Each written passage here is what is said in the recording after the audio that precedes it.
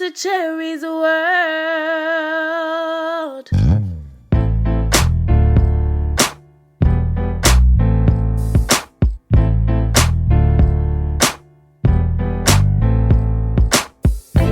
I have been binge watching Ambitions on Owns, and I am proud to announce today the man who plays Mr. Kent Hamilton, Yohance Myles, is in the house. But first, we got to pay some bills.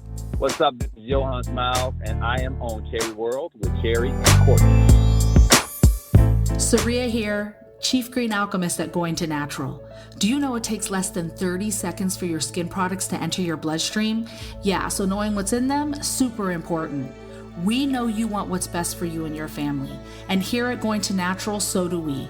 We care about the environment, we care about the animals, and most importantly, we care about you.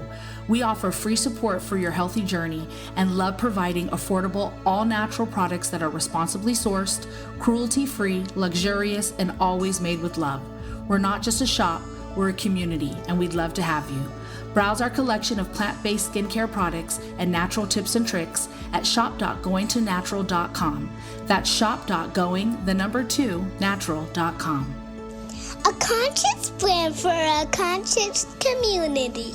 Use code LOVEEARTH for 15% off your first order. Would you like to advertise on Cherie's World and have your product placed on Cherie's social media for the world to see? Email us now at cheriesworldpodcast@gmail.com for low introductory rates.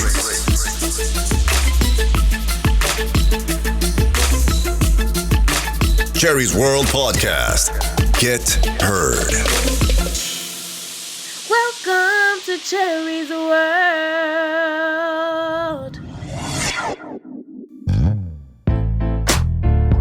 So, ladies, I got a treat for you today. Mr. Yohance Myles is in the house. You might know him from the OWN TV show Ambitions. He plays Mr. Kent Hamilton. Yohance, thank you so much for being here. How are you? Thank you for this interview and being able to share some of the wonderful things that I would like to say I am sharing with everyone, in my life, what I'm doing. So thank you so much for having me on. Oh, thank you. So what do you want us to know? You talking about, you want to share some stuff we want to know. Well, one, I'm hoping that we get a chance to talk about a new hot series on the OWN network that I am a part of called Ambitions, which has been a wonderful ride of success since we started airing in June. And I'm just ready, full steam ahead for any questions you could possibly ask. I'm not giving away any spoilers. I'm not that guy. Even my wife is like, what's happening next? What's going to happen next? And I just like to leave the suspense there. But I might be able to share something. Let's just say that. Well, you just took away all my questions because that's all my wife wants to know. My wife wants to know everything. So. My mom does too. We're all sitting over here like, you mean we ain't gonna get no goods? You gotta give Cherie's World just a little bit of goods. So my biggest question to you, Yohance, right now is, coming from an actor myself. Mm-hmm. Now they say art imitates life and life imitates art. Are there anything that you have in common with your character, Mr. Hamilton? Great question. Well, first and foremost, I hope you remember when he first came to Thelma's place on the show, and they finally had a sit-down conversation about the banks, the community. And what brought him there was the fact that he was a teacher. So him and I are both educators. I'm an educator. My mother was one. I just kind of followed that path of my mother and all of those men and women in my life of matriculating through school and college and grad school. So I eventually became an educator. So me and Kent, we share that dynamic. And then I guess you also like to say with the community, many people who are educators, depends on the opportunity and where you need to go. For me, I went to a HBCU, then I went to grad school at LSU, but then I decided to do like what Ken Hamilton did, was go get my training get the work done, but then come back to a HBCU. And I taught at a HBCU here recently for 8 years in the South. So we do share that as educators. Two, I just think that we also share, what I believe is that everybody, in terms of like the relationship dynamics that Kent has with Rondell, we all are looking for honesty. We're all looking for someone to love. We all are really still truly trying to get to know who we are ourselves, but then the person that we fall in love with. We're hoping that we can be ourselves and not be defined by labels, our jobs. I mean, she has fears because he's his councilman. And everybody's looking at this guy, and the first thing that comes to your mind is the political arena. But Kent is like, let me show you who I am outside of what I do for work. So how many of us have that? Those titles that we have in our lives and jobs that we have, that we kind of, even as actors, I have people go, hey man, I'm talking to you now. Is this you or are you acting? I say, look here, I pay bills. I have 5 kids. I have a wife. If you cut me right now, I promise you, I will bleed. Everything that's happening now is real. Cherie, does that sound familiar, Cherie? Very familiar. I got a question. Okay, so for people that might not have seen the show, you play a politician, right? You just said that, right? Right. So, are you a politician more like President Obama or Donald Trump? Wow. The writers and I had that conversation, and for the most part, we geared the development of this guy more so in the Obama kind of line of action, right? Gotcha. Yeah. So that kind of what a lot of my research and creating this guy and the readings. I mean, I went back and reread The Audacity of Hope by Obama, and then there were other things, other layers of this character that we kind of just will question and say, well, who is he and how can we define this guy? But definitely Obama was one of the individuals we brought up with. If we can have someone he can kind of emulate in a sense more so, or be an example of, Obama is one of those individuals. Nice. Mr. Obama, I have a question going back to education. What drove you to education? Like, where did that passion, because let me tell you why I'm asking you this. I'm sorry. Our show before was all about homeschooling, and about now there are about 300,000 Black families who have chosen to homeschool. So I want to know where your passion from homeschooling, for schooling or education came from. Right. Well, again, like I said, my mother was a teacher. She taught at the elementary school we went to. And then, of course, again, we just, many of us took the path that was given to us from our parents, that parental guidance. This is where you're going to school because this is where you're zoned, and so forth. But for me, my wife actually would love to homeschool our children. Really? And that's something we talk about. Yeah, and I have a 3-year-old daughter and a 2-year-old son. And even looking at the dynamics of the daycare that they go to. See, some places have the resources, they have the amenities, they have the teachers. But in some cases, you may even have that. You need to just look at, I guess, what's happening also in the state, like locally, what's happening around you. Education is changing, it's forever evolving, and you want the best means to which you want to provide how we pursue knowledge. I'm not even saying like, here's another thing, many people say, do you tell everybody to go to college, since you were a university professor? I said, well, everybody may not be meant for college. Some people are meant for the workforce, and they got to pursue knowledge and be educated in some sense for the workforce, coming right out of high school. So it just depends on your perspective and the state that you're in and the community and the people's involvement in that system of education. Yeah, that's a tricky question. Even being an educator, there's a constant political fight in the battle for what is being taught and how we're teaching that. Everything's online now. And then there's the never-ending conversation of visual learners, auditory learners, the kinesthetic learners. How do we, continue to make advancements in those type of personalities and individuals and how they retain or receive knowledge by the means in which we teach it? So, yeah. Absolutely. Professor Myles, what did you teach? I taught theater. I actually taught theater, and any of that. After getting my MFA in acting, I just kind of covered everything, if I needed to. I'm not a tech guy, but in some places when you have a limited resources and faculty, I was thrown into the fire of the tech world. Behind the scenes, I will hang my lights, and if I need to go stitch and sew something, I'll do that too. I'm a connoisseur of all things. But my emphasis was acting, and then acting for the camera. So my students really, I would like to say they benefited from a lot of what I taught. And then I had a chance to benefit from watching them receive that training. And I'm one of many people. I always tell them, expose yourself to meaning. Go take different types of acting classes and understand different types of cultures, and different types of the many walks that many people have in life. A lot of it can't just also be taught. A lot of it's experience too.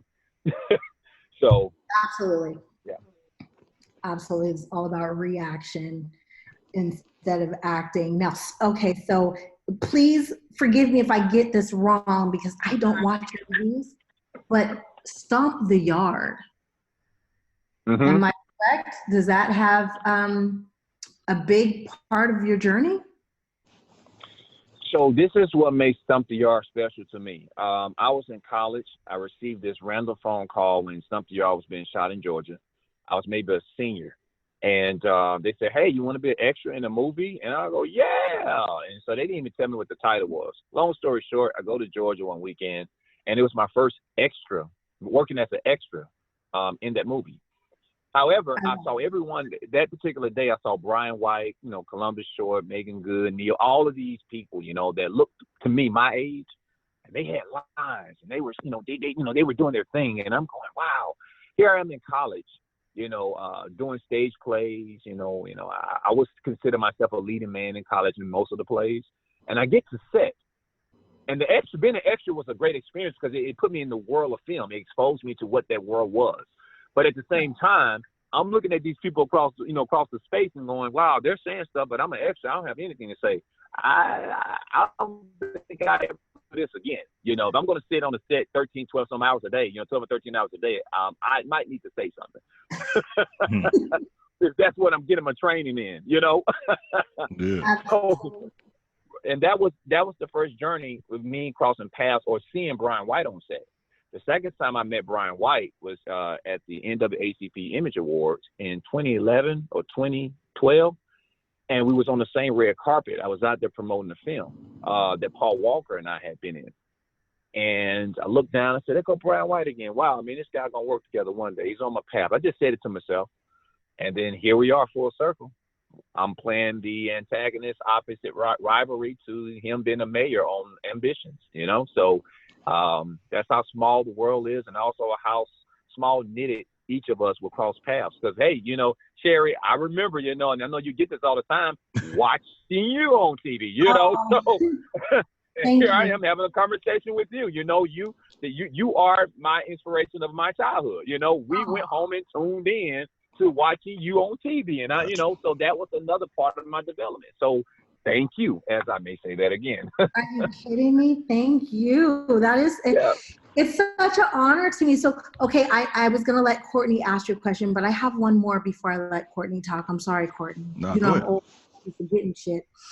You talked about Brian White and then being on with me right now. So do you believe in the power of manifestation? I definitely believe in the power of manifestation. And that's everything about, I would like to say, in my spiritual walk, my faith.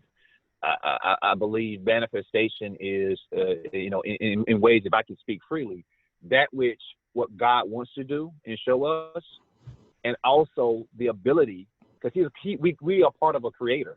So we function in so many ways like him. So everything that you put in your mind and everything that you speak and everything that you want to have happen, you can also create that too. You can manifest everything from what you have, even those things that which are positive and negative, So it's just all what's in your mind. As they say, always it's how you think. As they say, be around like-minded. It's how you perceive things. I do believe in that. And I also believe in, when you talk about manifestation, you got to also understand the character time.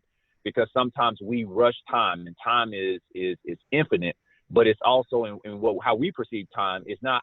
It doesn't sometimes always happen in how we may intend things to want to happen, but we have to embrace time too in manifestation, because it gives us what we are trying to pursue.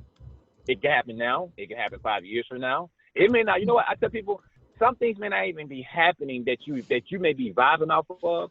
Somehow, when I look at my son and my daughter, my sons and my daughter, I know there are a lot of things that I probably even want to do, but I'm really equally excited that it may not happen in me, but I'm praying that it will surface somewhere in my bloodline. Right. You know, if totally I stay get that. committed to it, you know, yeah. Somehow, totally yeah. It sometimes, yeah, it can lie dormant. Some people actually have had talent and it lies dormant because, you know, this conversation we have comes from someone watering or either planting the seed. Somebody didn't have that, so you'll have a gift or a talent or a manifestation of something just lay dormant, and then somehow in that bloodline, all of a sudden comes this king or queen, and people are going, "Wow, where does this come from?" You know, did you get it from your grandmother? I really don't know. Well, you know, it came from somewhere. Our ancestors, somebody passed it down, you know, or something that didn't get done or something that needs to be done. So I believe that too. So it's not often that I get to sit down and do something for myself, but if you get a chance to sit down and do something for yourself for like an hour or two, you need to pick up this book. It is Find the Lie and Fix the Problem by Marcus M. Positive Parker. And if you want to hear about the lie in my life that I had to find and fix, make sure you listen to our podcast, because Marcus M. Positive Parker is going to be on. He's going to tell us about his book. I'm going to tell you about my experience and how his book has helped me find the lie and fix the problem. You know, I want to stay with what you said about seeing Brian White twice, you know, working with him on Stomp the Yard, and then now again. You also work with Robin Givens and Essence. And those, like you said, those are people I just grew up on, just watching. Like I watched none but 90s TV still to this day, and I was just watching Smart Guy. And I just remember how, you know, how fine Essence Atkins was back then, and she still is. So, like, how is that just being around? I mean, you work around a lot of beautiful women, but just being around those particular, like, what's that like? Speaking, well, let's just say with Robin, you know, or start with Robin. My mother told me Robin Givens worked at if she hears it, I hope she don't mind me saying that. I believe she worked at a private college that my mother went to. Oh, okay. And I believe it was in Birmingham, Alabama. So being on set with Robin and having grown up watching her films, and then just seeing her season, you know, just seasoning how she does what she does. I'm always learning, you know. There's one phase of, wow, I've watched them on TV. That happens initially. Yeah. And then you go, wow, they're beautiful in person. You know, like, that's them. And then the other part of it is outside of that, and this is with Brayley, Brian White, any of them. What I'm about to say, particularly, is nothing that's offensive or nothing that's out of arrogance. I have to always remind myself, the very people I was inspired by, I consider that greatness. Mm-hmm. But now that I'm working with them, I have to say to myself, you are greatness among greatness too. So you belong in this space, and you belong here with them, you know. And everything is equal in a sense that my gift or talent, something about me, a reward afforded me this opportunity to work with them, right? Not to be set all day admiring them, you know. I mean, that's cool point. But I'm working with them, and they're working with me, you know. And so we get to share something together creatively. So it's an honor to be in the same space in respects to those who have paid their dues, you know. And at the same time, I have to make sure when I go to set, I bring just as much of what I need to, so they can get from me what they need to make the overall thing a joyful experience. How long did it take you to get to that point? Because I'm still trying to get to that point working with Cherie. So I think, you know, to me it's a forever growing process.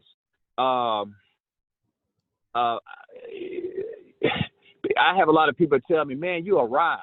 I said, yeah, I know I've arrived at certain destinations, but most of the time when people think I've arrived, I think I'm still flying.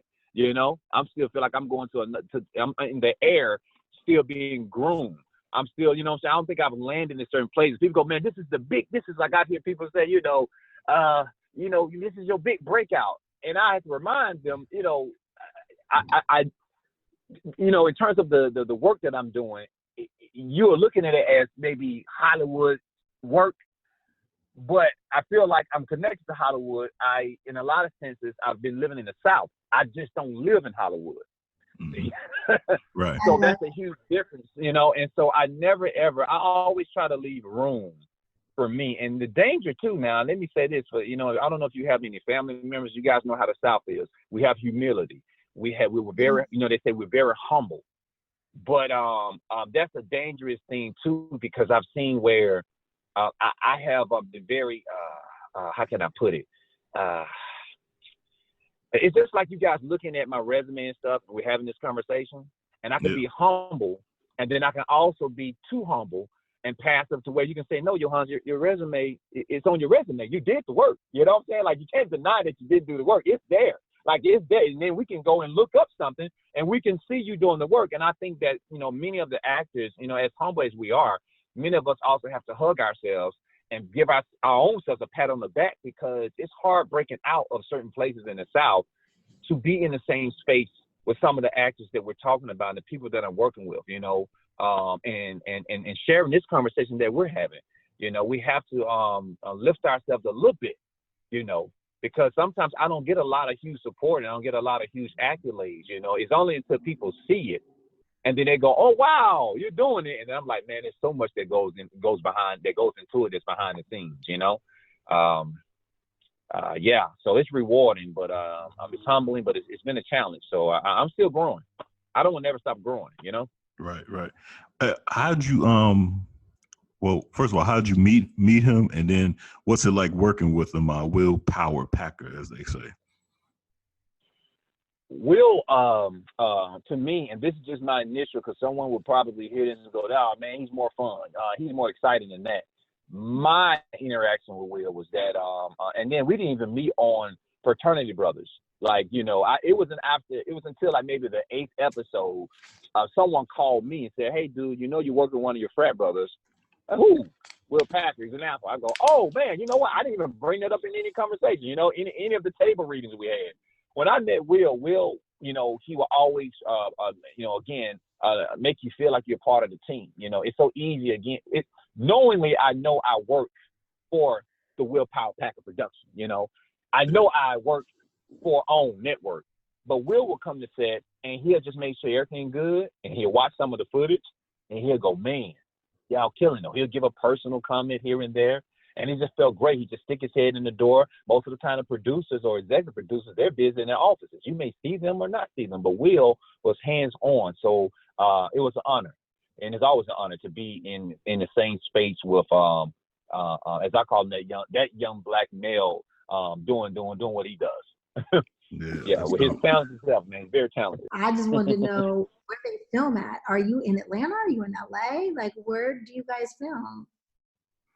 We shot Ambitions on the set of Tyler Perry Studios in Atlanta. Mm. So that's where we are. That's where we are. That's where we were for the first season. So again, we're still getting through the first season. I have yet to be aware of any season 2, but season 1 was shot right there in Tyler Perry Studios.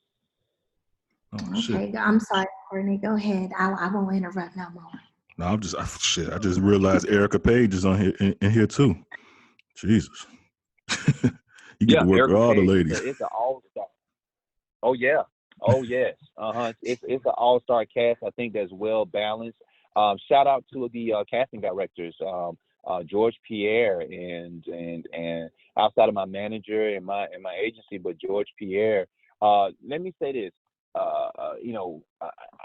Everybody's represented by somebody, or as a mentor of mine would say, there's no such thing as not needing a middleman. Mm-hmm. Right. Everybody needs a middleman. So you need somebody that you will meet along the way, and or you would need somebody that can grab your hand and connect you to the next person, you know what I'm saying, ahead of you, you know. So George Pierre, he fights for the underdog. I want to give him a special thank you for seeing my talent out of all the cast. No disrespect to any of the casting people who've cast me in many of the previous works that I've done that's on my body, that's in my body of work. Before this series, George had a keen eye, and he fought for that so that I could also have this opportunity. From one married man to another. Yep. So how do you balance, you know, marriage life out with working with beautiful women all day? I'm so glad you asked me that. I'm so glad that you asked me that. Because what's interesting is I have a beautiful wife. Now, keep this in mind. Now, my wife, and this is me being proud of my wife. My wife is the second African American to win the Miss Mississippi title. So she comes from the pageant world, right? Okay. So she has definitely, with external and inner beauty, in which what she charges her life and part of her purpose outside. She's an actress too. Outside of that, she's a stickler to young girls understanding inner beauty and what that means coming out of the political world of the pageant stuff. So when I work with other beautiful people, right, for me, that's just the external initial part of it. When you kind of go through it, you kind of learn, you know, how some things work. You know, I think we've gotten better over the years, and I must candidly speak about ambitions. When you look at ambitions, you're going to see beautiful people in his own lens, what you perceive as beauty. Let me take my character Kent. When me and Kent, Brayla Evans, who plays Rondell, I don't even know what words she would choose to use for her own, I guess you would say, makeup of herself. Somebody would say she's a plus size or a thick girl or whatever. I like that dynamic when I look at the show because everybody wants love. And it's not about, okay, tall and short people, wide or slim people. Everybody wants some type of love, and everybody goes through some type of challenges in their love affairs or love relationships. That's kind of how I am around beautiful people. You know, I don't judge people. I just don't get caught up in a lot of the hype and stuff. Mm-hmm. You know, I take my time to get to know them, and I work with them. And let me just freely say it. I've been successful at maintaining what I would like to call an atmosphere that when I'm around beautiful people, I have never had no one say to a director, you know, this guy's over here staring me down, or this guy over here is a creep, or he's inappropriate, you know, like, I mean, where he's just stopped looking. I just stay in my lane because I just want to keep a job sometimes, you know, at the time. I said job, you know, but I just want to keep a job because I got to take care of my family. You know, right, I don't need to get that Me Too thing is for real out here. Yeah. I love it. He's like, I don't have problems. I just want to go to work. Right. I just want to go to work. You know, I work with beautiful people. And even like when we look at the intimacy on the show, everybody's asking my wife what she thinks. Yeah, there's a lot of sex on that show. Yeah, it's a lot of sex.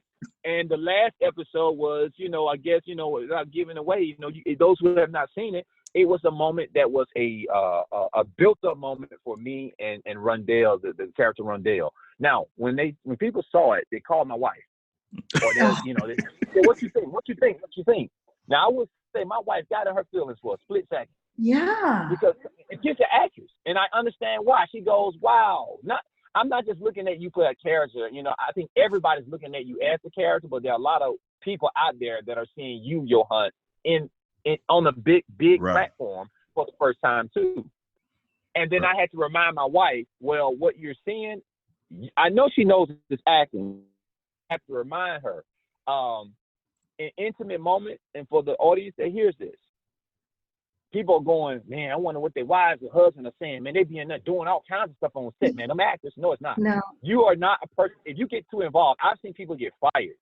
I've seen somebody get fired, and then the loose talk was, listen, the loose talk on set was that an actress went and reported to a director or producer, assistant director, they follow chain of command. This joker is going too far in the kissing scene. He's enjoying it. He's putting his tongue in my. I've heard things like that. Oh, wow. Yeah. And so it's inappropriate. So you got to know where the fine line is. You're not sitting there being intimate with somebody and super enjoying it to the point that you walking around on set, with inappropriate behavior, and people going, wait a minute now. You're like, you got to know how to keep self-control. That's what it is. And so people need to understand that we practice that as an actor too. When you're around all of these different energies. I've never, people kill me with that. Like, it's not a comfortable environment. You don't just get to sit there and make out. There's 180 people watching. The director on that episode, listen, I was so safe. First of all, my wife, she's not involved in the film world. So what I've done in the past 5 or 6 years, I always invite my wife to set with me so she can meet and get used to the atmosphere. I always feel like, hey, baby, you can grow and learn too. Come with me. And she'll meet the actresses or meet the actors I'm working with. And one of the things that I like to say to her was that, the director told me I kept playing it safe. She said, that's a pet. Do I need to, because she was joking with it, joking with it. Do I need to come and show you, Yohance, how to kiss her? I said, I got it. Because I was taking care of Braylon. I would always ask her in between takes. You're doing take after take after take. I have to ask her, you okay? You comfortable? You good with that? I'd rather play it safe and be overprotective about her being comfortable than to just think that the other actress or co-star is comfortable. Yeah. Oh, that is very sweet. I think I've sexually harassed a few men. Oh. I think because men are so intimidated when it comes to like the sex scene, they don't want to be aggressive. So I found myself being the aggressor because I felt like they were very timid. And now that I'm looking back, I might have to call and apologize to some people. No, don't do that, Cherie. Don't open up any investigations. You don't have to do that. Look, let's just say guys by default naturally, I guess, if they're attracted, what's in them would naturally happen. When it gets to acting, and you know what, commend those guys that probably didn't bring them full selves to maybe moments like that. Because again, if it got inappropriate, then that's a whole nother conversation with him. I think you got to commend those guys who are trying to be respectful, because I've seen people say, hey man, come with it, man. Just listen, brother, you need to just come with it. And I'm going, y'all sure y'all want to say that to me? That's sweet though. I do think most actors are very polite, and you guys probably, man, I even had a sex scene with a girl and I just went at her. Did I not call her either and be like, hey, I'm sorry, seen it? Yeah. It's just one of those things, and then I'll leave it at this. It's one of those things where, to me, it depends on the actor, and then outside of what people don't see. When you have time, you sit down, you're in the trailer, you should get to know your co-stars. You should have these conversations when you're having dinner or breakfast or whatever, as you're building characters. Sometimes you may not have that time to do that, but I think each person, like with Taraji and Terrence Howard, I remember an interview they had, and they said they gel together because they are completely naked and they trust each other with each other, right? And in some cases, that may not be true for everybody, being familiar with someone. So that just comes with time, and understanding and maturity, and again, I don't think you did anything wrong, because you don't, I don't think anybody's called you and fussed about or complained about it. I think they actually like giving themselves props. Hey man, y'all know, you remember Cherie? Yeah, you remember her? That's a little bit of that. Yeah, I got that Cherie, man. You know what I'm saying? I think they're enjoying it. Oh my God! Cool. Thank you so much for being here. This has been a joy. I hope you'll come back. Yeah, definitely come back. Yeah, give us some spoilers about next season, because you coming back. You coming back. We got faith. Thank you. I appreciate that, and I definitely would love for you all to invite me out again to, share some time with you. And thank you so much for what you all are doing. I went on your page and checked out some of your previous, individuals you had a chance to interview, and I just think it's it's well needed. That's why you're doing it. But just keep on empowering. That's the word I would rather use. Keep empowering people, and thank you for being an example too. Because we all need that inspiration, and you have that longevity. And so I say thank you for being able to let us see that, and then also understand what that means to have longevity with what you've done. You're a pioneer. So, hey, you've heard that before, but I just want to speak that to you. You're a pioneer, and I appreciate you and Courtney for what y'all are collaborating with and doing. So thank you so much for this opportunity. I'm humbled to have this interview. Thank you, sir. Thank you. Welcome to Cherie's World.